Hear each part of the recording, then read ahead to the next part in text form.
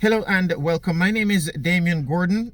It is my intention to start a consistent podcast right here on YouTube to talk about the ever-changing landscape where football is concerned globally, mainly in Europe and here in the United States, about the transfer news that we see now making the round with, of course, a lot of gossips flying around right now, and people are going to be making some crazy pronouncements, and some of them will not happen. And we're going to be talking about the ones that are likely, and of course the ones that you really believe that will not happen in this decade or the next. Now, the big one I see coming out of Germany is Jadon Sancho to Manchester United.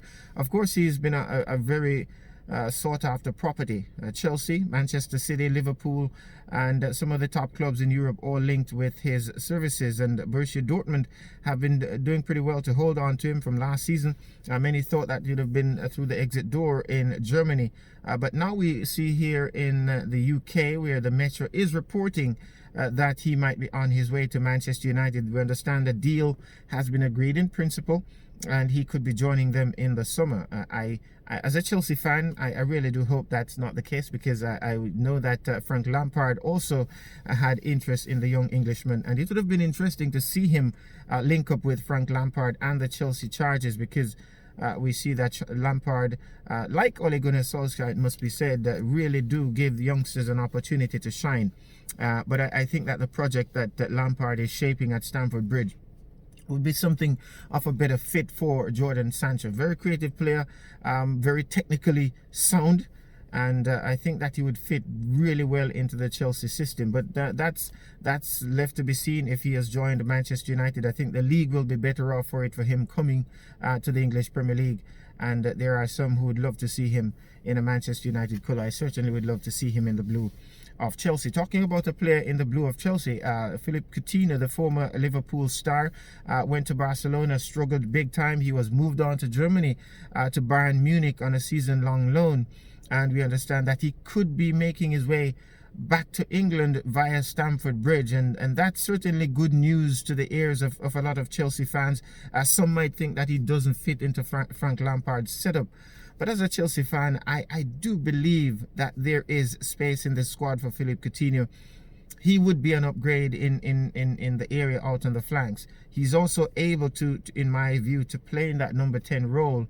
And the way that Lampard is shaping this Chelsea team now, I do believe that if he comes in, he adds something to the Chelsea team. What with Willian expected to move on because he's unable to tie down a deal with the Chelsea hierarchies. He wanted a 3-year deal at the end of the one that it will expire this summer. But of course, Chelsea has a policy at the club that they don't offer more than a 1-year rolling contract to players over the age of 30. And given what happened with Lampard and John Terry, who are legends at Stamford Bridge, it's tough to see them giving Willian his heart's desire, despite him being a very, very committed servant to the club. I remember he did his medical at White Hart Lane, was supposed to join Tottenham Hotspur before Chelsea hijacked that deal, and so far he has been one that has really created some fantastic memories for the club. It's unfortunate that he's going to be leaving on a sour note, but I can understand where the club stands on this one. I think that, given the way he has been playing in recent times, he might have merited that deal. But if the club is not going to shift on its policy, then we stick with the club. Also, we see where that Arsenal, they are in talks with Atletico Madrid to sign Thomas Partey, the midfielder, who I really have a lot of time for. The Ghanaian international. Understand that there's a clause in his contract, which is a release clause of around £47 million. Arsenal certainly would be able to come up with that kind of money, especially if they are going to offload Pierre-Emerick Aubameyang, who has been constantly linked with an exit at the club. If he was to leave, Arsenal really would have, hit rock bottom in my estimation, because he's a reliable goal machine for them. And if they are able to fortify the midfield and defense with the acquisition of Thomas Partey, I think that keeping Aubameyang on the books would be very, very critical.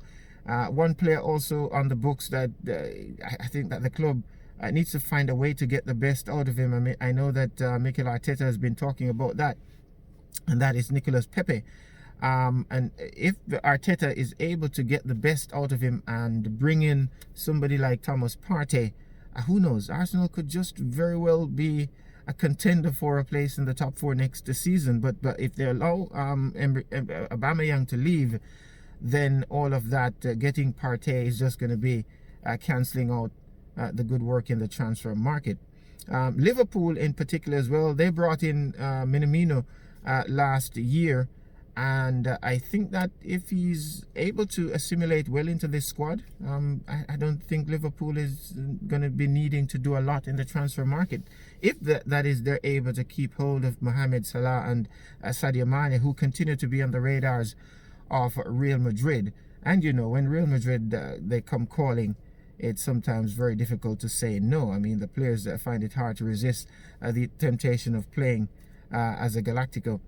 As it relates to being a Galactico, we see where they're going after Paul Pogba. Zinedine Zidane seemed to think that he's a missing piece of the puzzle that he wants at the Bernabeu, and if he's able to get him, I think Manchester United would lose something really good in Paul Pogba. But having acquired Bruno Fernandes, who has really set the stage alight at Manchester United, I think maybe they could ease on from Paul Pogba, who seems to be very distracted at best.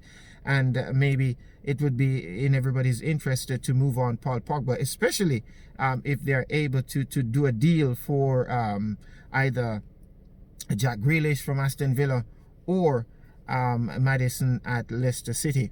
Those two players have been hot topics on the lips of the Manchester United faithful. We understand that Ole Gunnar Solskjaer is a very big fan of Grealish, and if they're able to do a deal for him, then they losing Paul Pogba might just be a blessing in disguise for the club.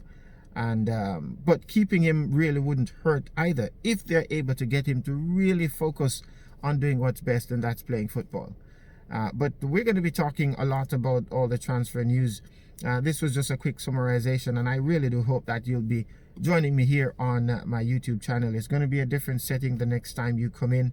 We're going to be talking MLS as well, because we know that a lot of Americans have fallen in love with the game at a different level since the 2006 World Cup, when the United States had a pretty good run towards a quarterfinal. So my name is Damian Gordon. You do like and subscribe, and if you want to share the link, that would be greatly appreciated.